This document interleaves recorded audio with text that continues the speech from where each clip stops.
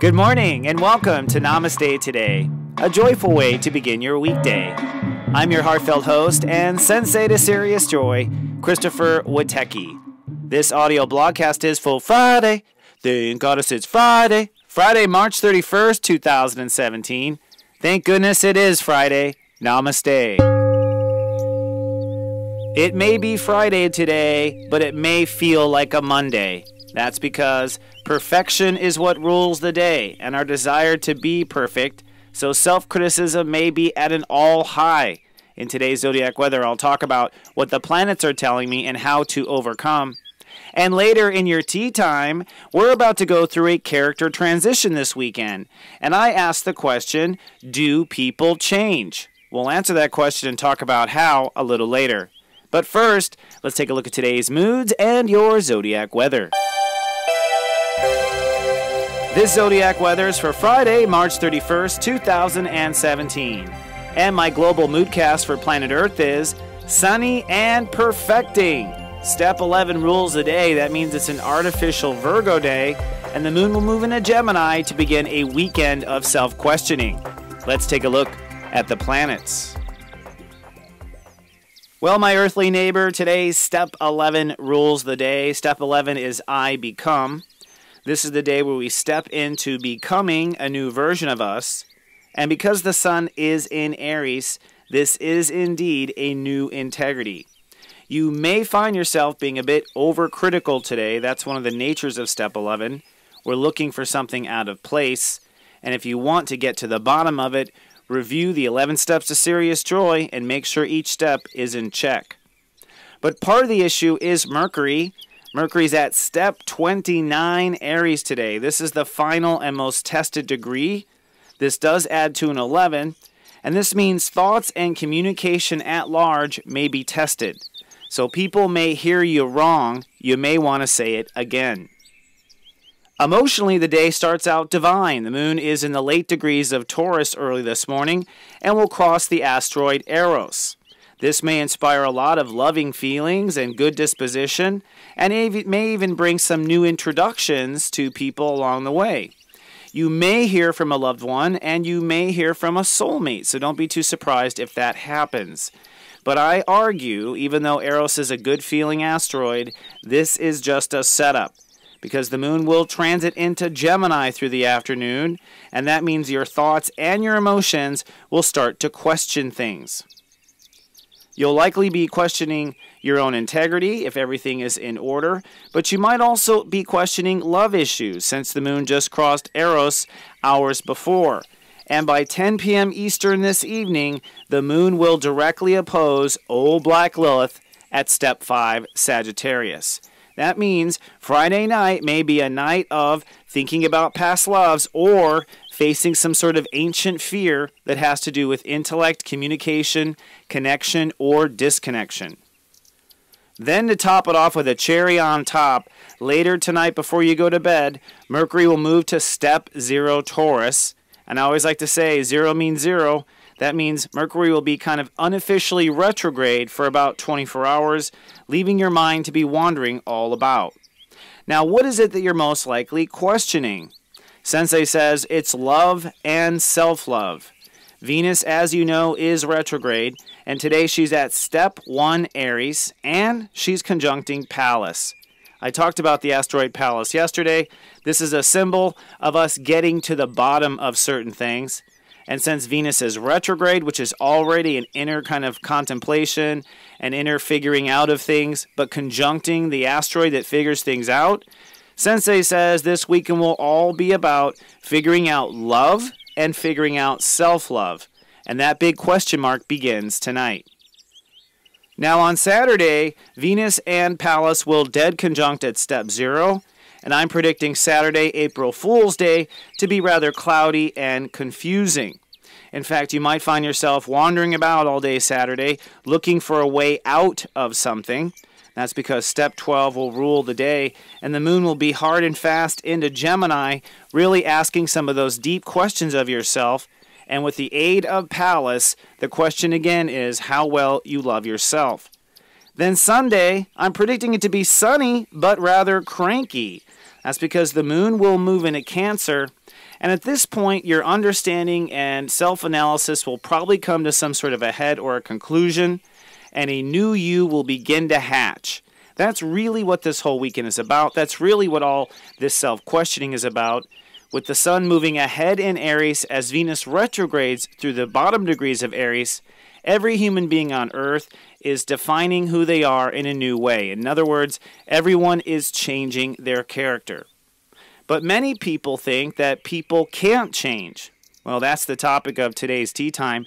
So go steep yourself some tea, and let's have our weekend tea time.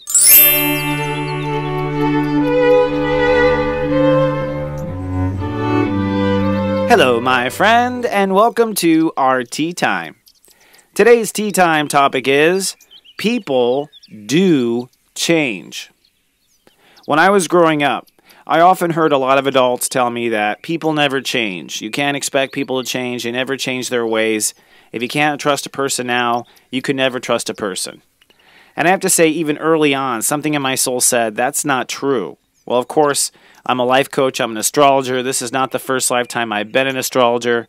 I've been studying human character for a long time, and I do know that people do change. That's the whole point of my business, is seeing people change, and I love to see when the change happens. But I will admit, people are reluctant to change, and so they only change during certain times. And some of these times are astrological. Right now, we're in a very powerful astrological transit of Venus retrograde. And not just Venus retrograde, but Venus retrograde in Aries. Aries is our character. Aries is our behavior, how we act and don't act. So every time Venus is in Aries, people's character actually changes. And to kind of top it off with a cherry, in my opinion, it'll be this weekend that you actually make the change. Up until now, we've been doing a lot of shedding of our old ego, noticing where our old behavior doesn't work anymore, but it hasn't come to a big aha moment. This weekend, or in the next 72 hours, I argue you will have an aha moment, a personal epiphany that is, that will lead to a character change. Now, character, which is step 9 in my 11 Steps to Serious Joy approach, character is basically based on the actions that you take. So the actions you take with others in the world, the way you react to others, and the way you react to yourself, and the actions you take for yourself, all this leads to personal character. And so over this weekend, we're going to be changing character, which means we're going to be changing our actions, we're going to be changing our behavior. But really, it gets a lot deeper, because action and behavior is motivated by something within us deeper, and what that is how we see ourselves.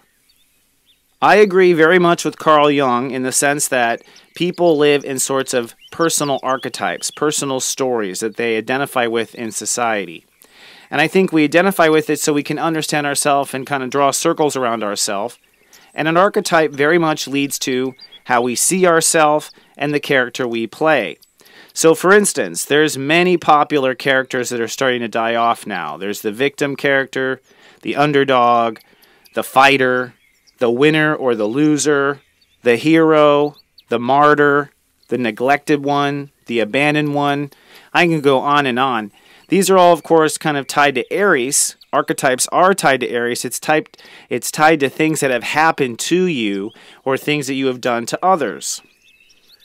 Now, what most people don't realize is behind the archetype of how you see yourself is actually how you treat yourself. Remember, behavior is what creates character. If you think you are the victim, you treat yourself like a victim, and it's the treating of yourself like a victim that affirms that you are a victim. If you think you are a loser, then you'll find that you treat yourself like a loser, and by treating yourself like a loser, you affirm the archetype that you're a loser. Now, the 11 Steps to Serious Joy teach me that behind your behavior, step 9, is all the way down at the bottom, step 1, how you actually love yourself. And with Venus dancing with Pallas over the weekend, that's exactly what people will get to the bottom of. Venus is at step 1, I love, and then step 0, I protect. So Venus and Pallas in this 72-hour epiphany are going to get down to this core question: how much do you actually love yourself? Now, people think that they need permission to love themselves. That's not true. I think when we grow up and we have parents that don't treat us correctly, or the world doesn't treat us correctly, we start to think that we need the world, and that's kind of natural. But I also think that that is all kind of faded based on the last life you live. So if you didn't love yourself in the last life, you're going to be born to a family that doesn't love you either. I think this is how it works, just my opinion. People also think that loving yourself too much would lead to arrogance. That's not true, actually. In fact, arrogance comes from not loving yourself, but trying to prove it all the time. So people get arrogant not from loving themselves. When you love yourself, you just become more and more loving. And a lot of people believe that loving yourself doesn't count, that you have to earn the love of other people or earn the praise of other people, and only their love is what counts. Your love isn't what counts. What spirituality, God, and the universe has taught me is it's up to us to love ourselves first. This is the nature of reality. It's the nature of reality for a chipmunk. It's the nature of reality for a rose. Okay? It's the nature of reality for anything alive. The first thing you do is love yourself and stay alive, right? And the truth is that loving yourself, how much you love yourself and how you love yourself, is the essence of how you treat yourself. And how you treat yourself is the essence of how you see yourself. And how you see yourself leads to your personal character. So personal character, in my opinion, all comes down to how well or poorly you love yourself. So this weekend, people will be changing their character. In essence, they'll be changing if they love themselves or how they love themselves. Some people think they love themselves because in certain big decisions, such as leaving the bad husband or taking themselves to college or quitting drinking, those are real big decisions. They think because they made those big decisions that they love themselves. But loving yourself is a full-time job. It's actually the little moments that count the most. You may have left an abusive person one day, but the other 359 days of the year, you left yourself behind in agony. So most of the year, you were not loving yourself and then loved yourself in this one climactic moment. Some people do love themselves, but they just do a shitty job at it. You know what I mean? Like, they're ineffective, their methods aren't very loving, and they're trying to love themselves, but they're not really thinking about the quality of the love they're giving themselves or how they're loving themselves. So this weekend, it's time to explore if and how well you love yourself. And how does this lead to your current behavior and the situations you have been in?